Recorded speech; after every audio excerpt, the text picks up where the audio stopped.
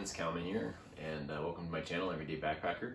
And like everybody else in the country, I am currently stuck inside with the coronavirus precautions.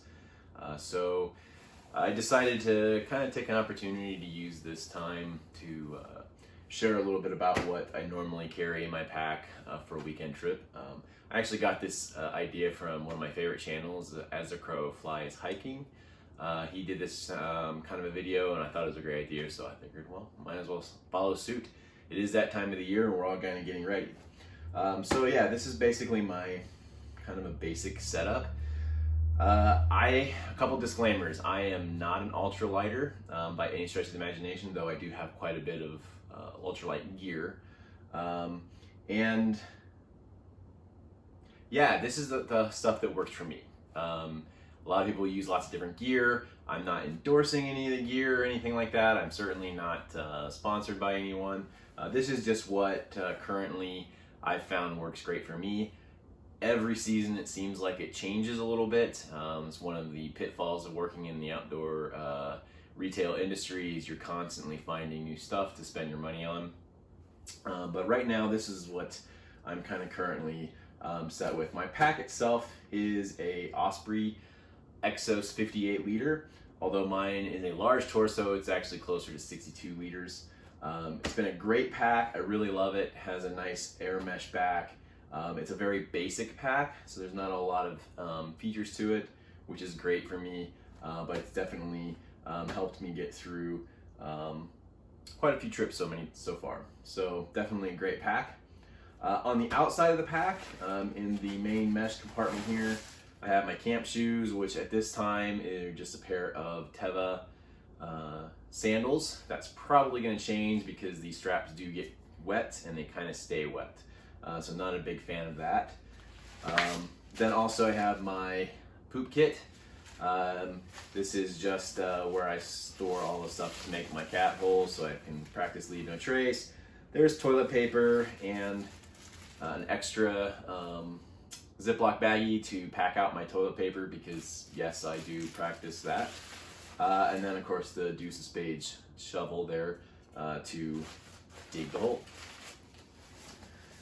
One of my big things I put on the outside of the pack, it's also one of my luxury items, is my Crazy Creek Hex 2.0 chair.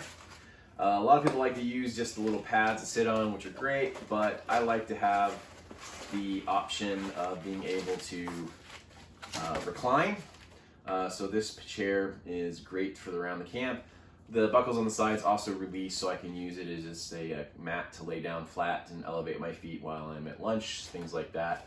Not the lightest thing in the world, but also not the heaviest. So definitely a good option there.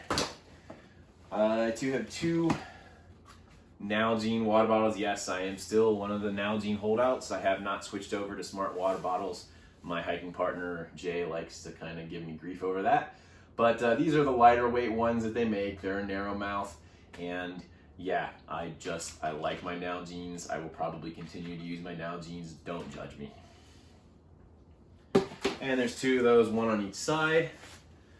On the front of the pack, I do have an additional whistle on here. This is probably a throwback to my time as a rescue person with the fire department. So I always have a little bit of extra unnecessary equipment for that purpose. Also, I have my Garmin InReach Mini. Again, you know, I camp a lot in the Montana mountains, in the Beartooths, in grizzly country, and you know, I just feel like you can't be too safe. I certainly don't want to use it as a crutch to do things that are dumb, but definitely is nice being able to know that I can contact one in the case of an emergency, especially when I'm out there by myself. Along with those lines as well, I usually will have a can of bear spray. I wear this on my belt on my pants, not on my pack, mainly because if I drop my pack to go do my business in the woods or whatever else reason, I don't have to worry about it not being with me.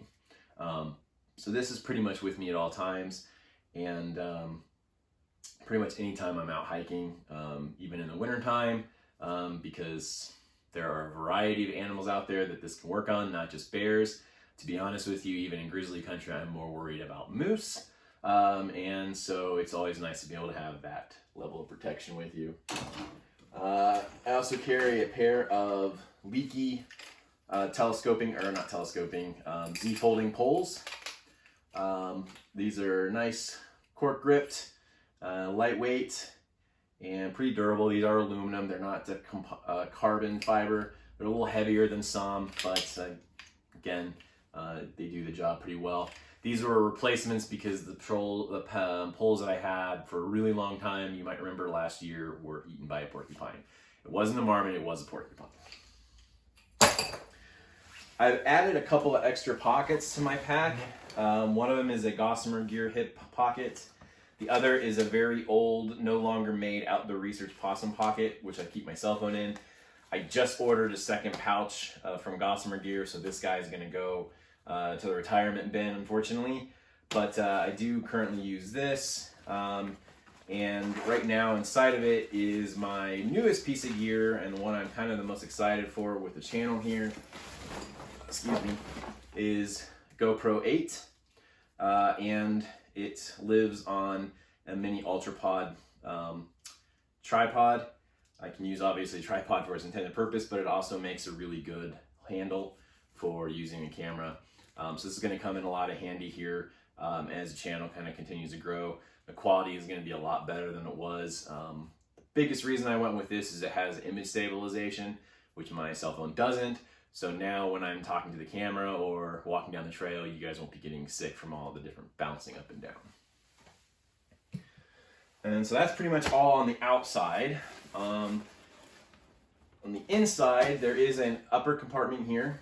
And the upper compartment, I put obviously the things I want to get to very quickly. I have a Sea to Summit dry bag for my kind of ditty bag here, or my quick access ditty bag. And in here, I have sun gloves. I am of the lighter complexion. I am a ginger, and up on the mountains, the sun can be brutal. And so I take sun protection very seriously. So you're oftentimes will see me wearing the sun gloves.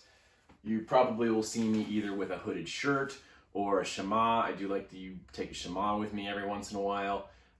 It's really great for wrapping your head up, keeping the sun off, not only from the sun itself, but the reflection in snow when you're walking through snow fields, and keeping the wind off your face. Really good option there.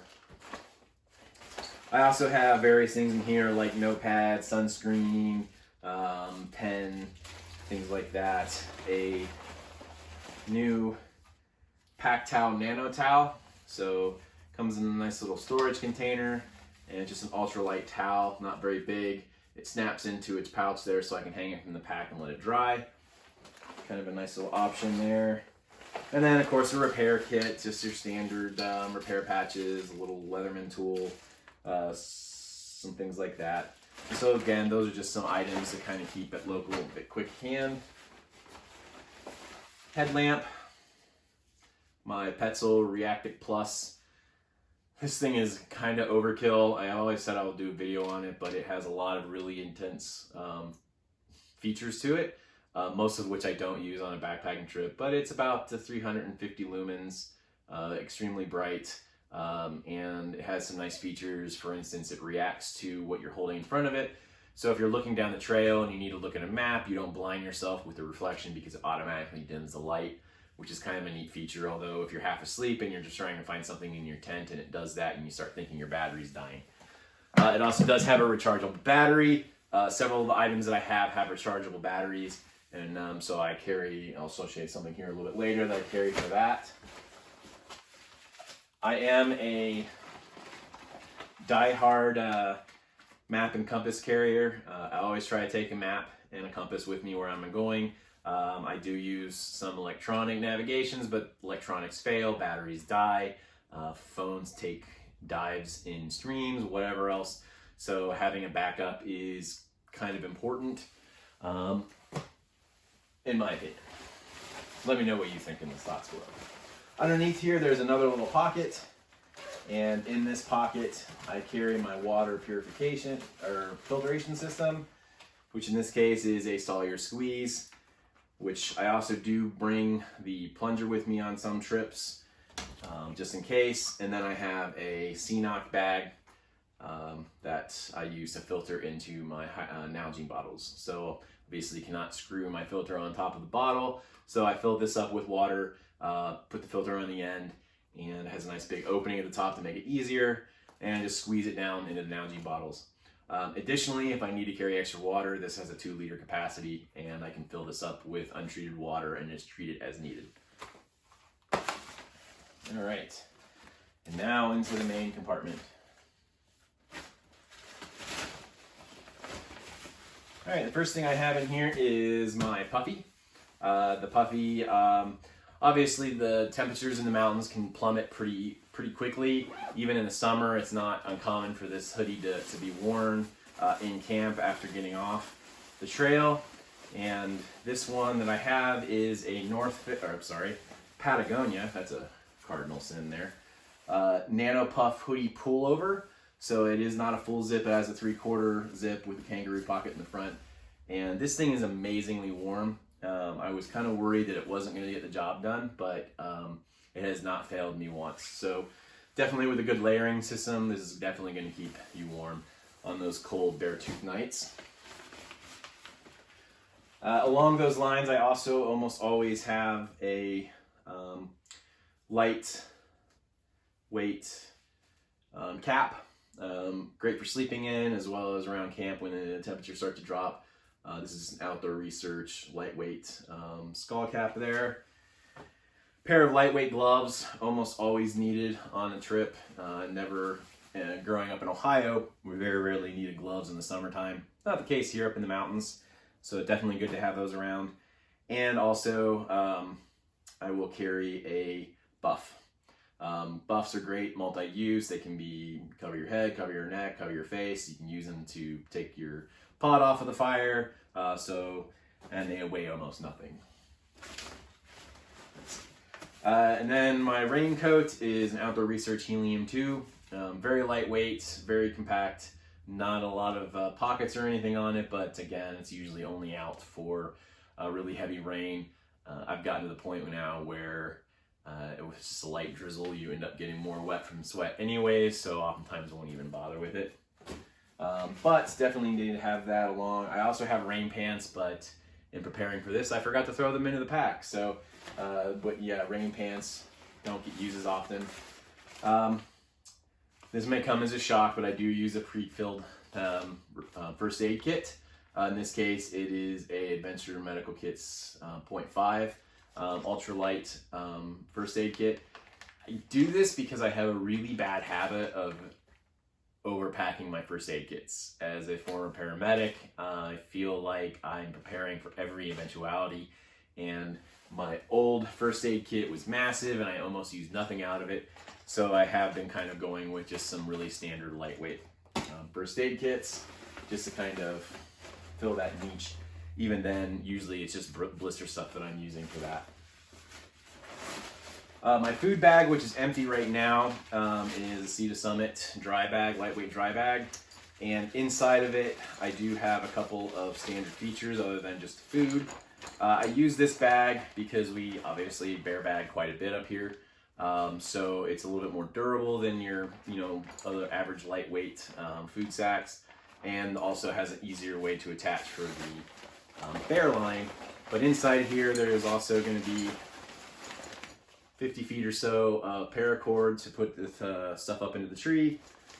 There will be a Ziploc baggie for trash and a op sack that everything else goes into. This is a heavy duty odor resistant sack. It's put out by Ursac, and nothing is 100% odor proof to an animal with as sensitive a sense of smell as bears, but it's definitely going to help.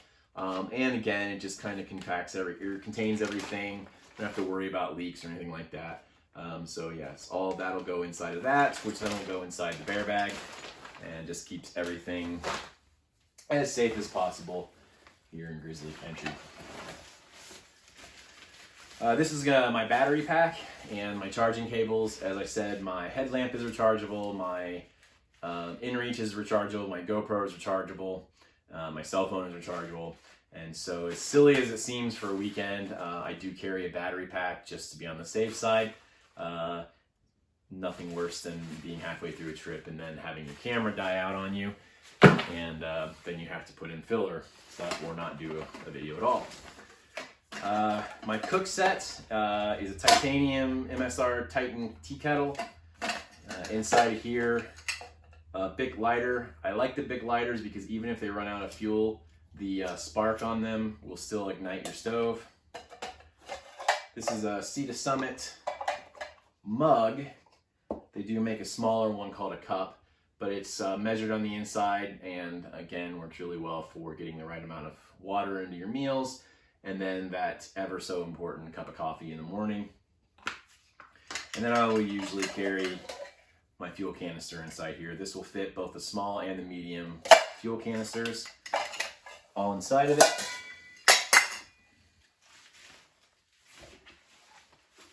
A long-handled aluminum spoon from Sea to Summit. And my stove is a old Pocket Rocket, the original. Still works great, no reason to replace it. And yes, I do still carry it around in the cool red container. I know it's blasphemy to the ultralight world. My clothing bag. Yes, I do take some clothing with me, even for just a weekend. The bag itself is my pump sack for my Big Agnes pad. So I can use that to fill up the air mattress. And then also makes for a mostly dry bag for my clothing. Of course, spare pair of darn tough socks.